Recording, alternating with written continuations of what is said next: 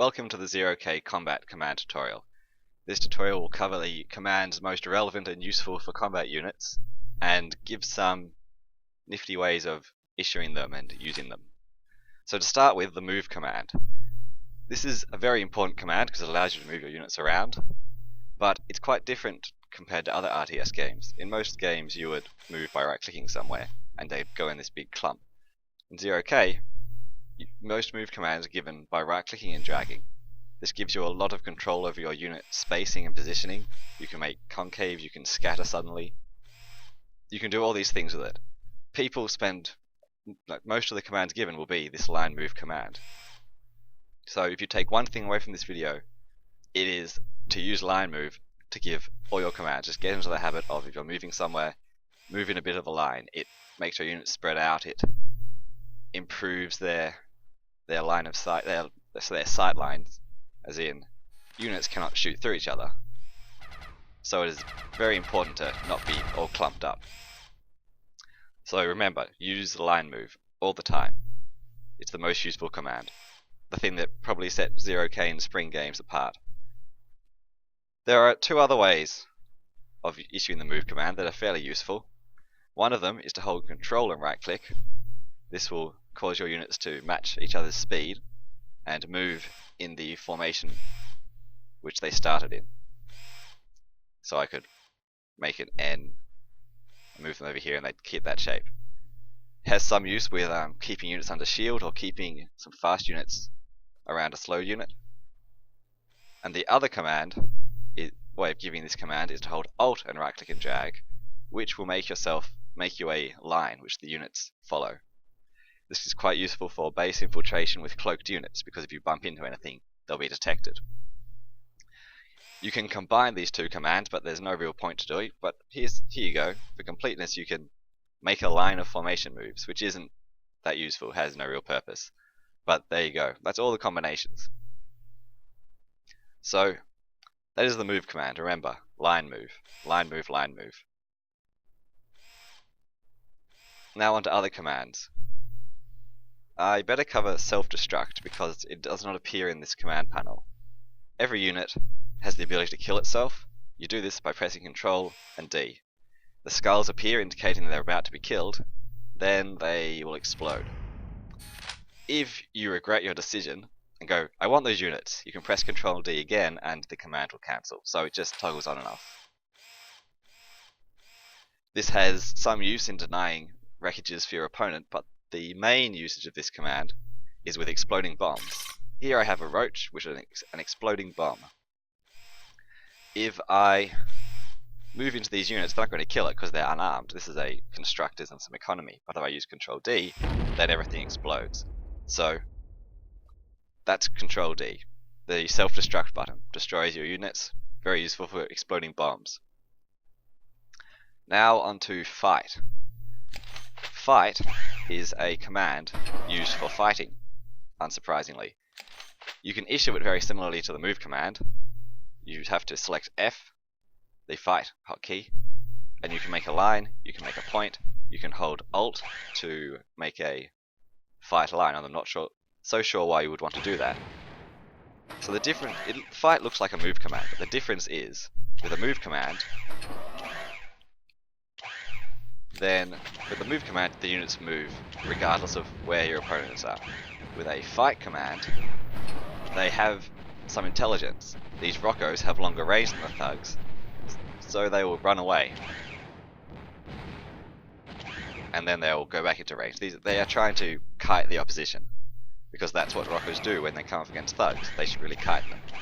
This gives you some basic unit AI, but isn't a replacement for doing it yourself. See, if I manually make this concave with move, I can get a bit of a better surround. I can split off two groups.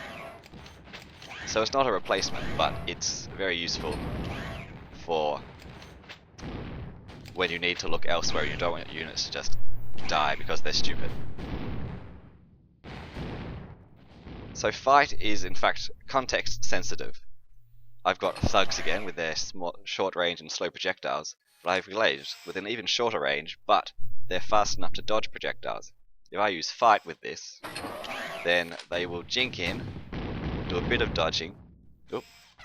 They'll jink in, do a bit of dodging, and run around confusing the thugs and eventually killing them.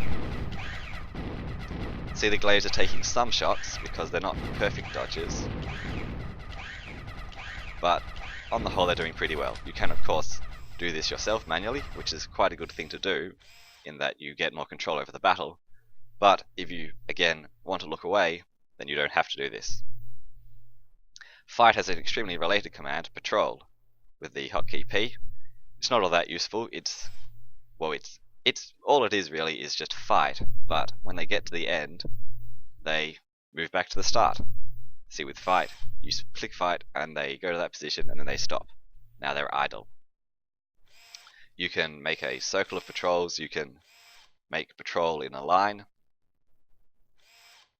So I could do this. You can make patrol along a line, although that doesn't end up well, but it is supported by the interface. So that is move, patrol, and fight.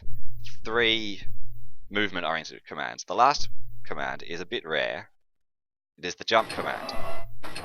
These pyros have the ability to jump, so I can get out of this cliff by jumping up there. You can give jump as a line command, and often you actually should.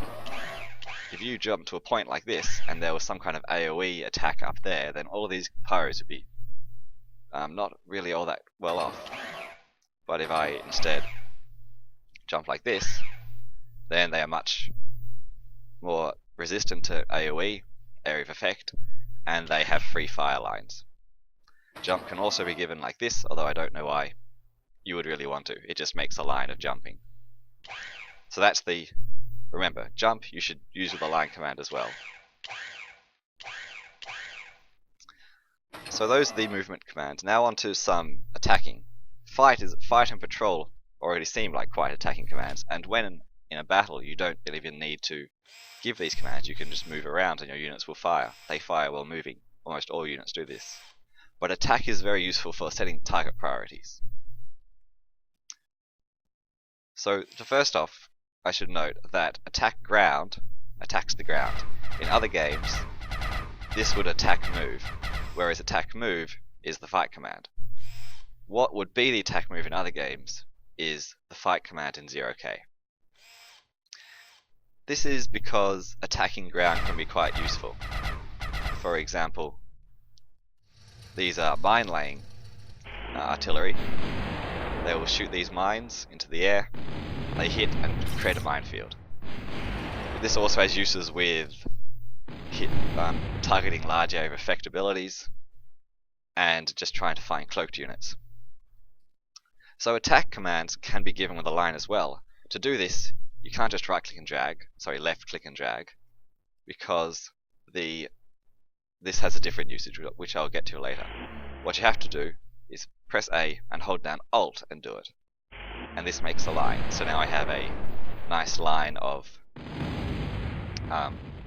mines. Of course, all units can do this, but it's not all that useful to do it with the glaives. So what was that circle? What that circle does is it attacks all the targets in the circle. If I give an attack command on this wind generator, then the units will run in and attack it. If I give a circle attack command, they will get an attack command queued on every wind generator, run in and kill them all one by one.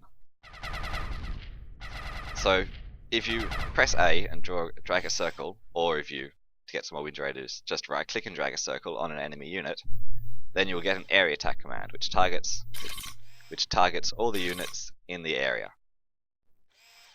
This is good for focus firing. But what if I don't want to focus fire? If I don't want to focus fire, if I instead want to split my target, then I hold control while giving the command. This is control when the mouse is released, so I could, for example, right click and drag, hold control, release the mouse. And now the units have spread their fire throughout the different wind generators. Oops, I've got to flee there somehow. So this spread fire is extremely useful in the case of bombers. If I just right click and drag to attack all these units with these ravens, so I have some ravens here attacking these recluse. If I do this, then the bombers all run in and they'd be really stupid.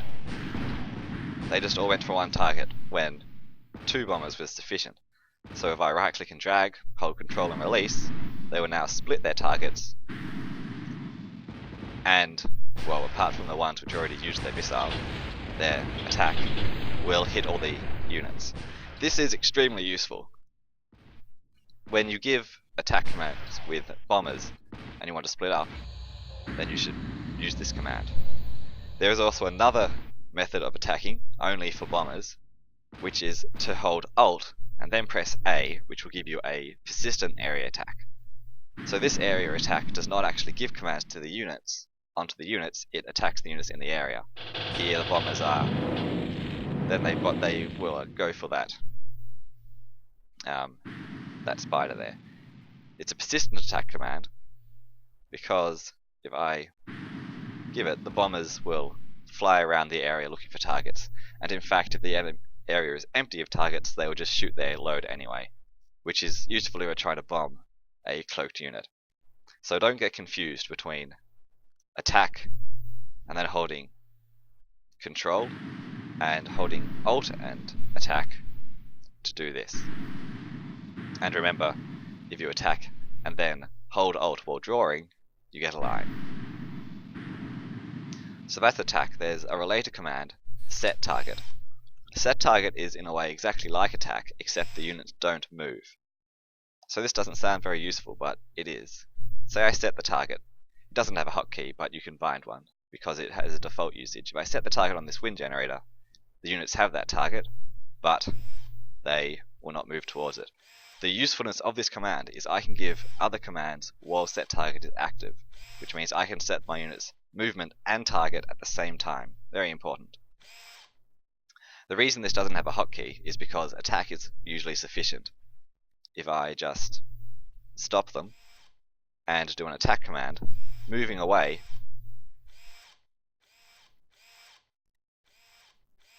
there you go, will cause the set target command to be issued. But for completeness, set target has its own stop command. So I set a target and then I press set target stop. It will stop the target but not actually stop the units. It also stops if I press stop itself. And it has the same controls as attack. If I set target on the ground, the units will attack the ground but not move towards it. If I set target in a line, I can set target on a line by using Alt, which is of course quite useful for these wolverines here. Oops. Alt and hold, because now I can move the wolverines around and they will still attack.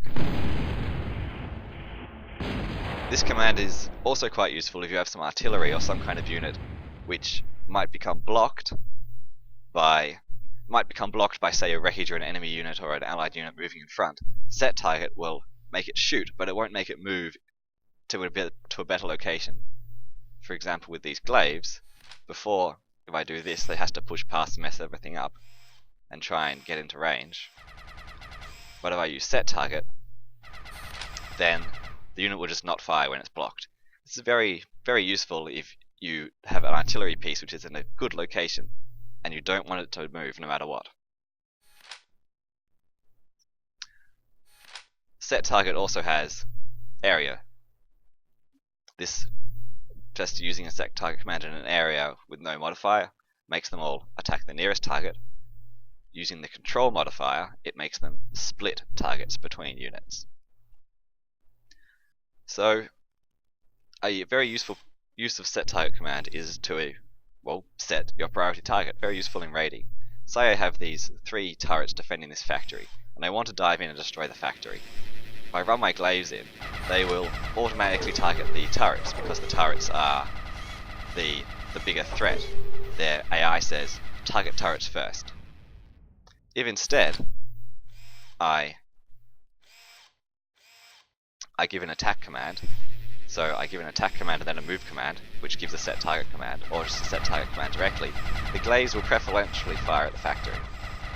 Notice they shot at that turret when it wasn't in range, when the factory wasn't in range, but when they were in range of the factory, they all shot the factory.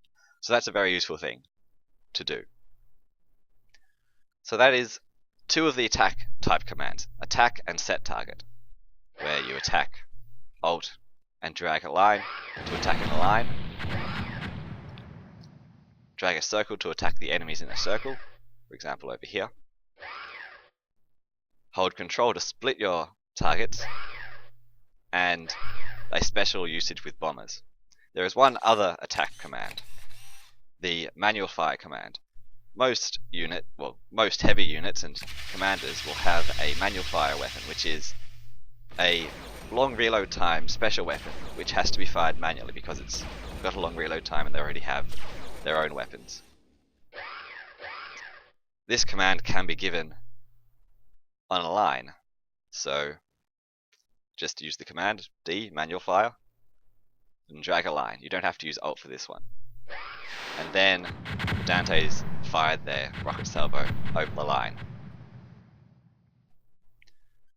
So that is about it for the commands. I've covered move, patrol, fight, and jump as the movement commands that you should really give with line move, especially jump and move. Fight and patrol cause the units to be a bit intelligent. Move and jump cause the units to just move or jump. And the three attack type commands, attack, which is the ordinary one, set target for setting your target priority while moving, which gets automatically given if you give a move command, so you don't have to set it manually, but it's good to know it's there. Just to reiterate, I have an attack command over there, I'm moving in the set target command. The move command was automatically turned into a set target command, so that's why it doesn't have a hotkey, because this is sufficient for almost everyone at least. And manual fire, which fires the manual weapon. You can also do a line, I'm not sure why you would want to, which fires the manual weapon of heavy striders. Just a word on fight. So these are the commands, but how do you use them? It's often good to just give constant line move orders in your battles. This allows you to react to the flow of the battle and say maybe I'm going to want to retreat over here. I can set my units up to do this. It also dodges some projectiles, makes your enemy a bit confused, and it's generally the way battles should go. You're giving move commands, not attack commands, although you can give an attack command and then move to do a set target command. Because in 0K, as I said, almost every unit fires while moving, and this makes moving during battles very important. That is all for the combat commands video. I hope this helps, and thank you for listening.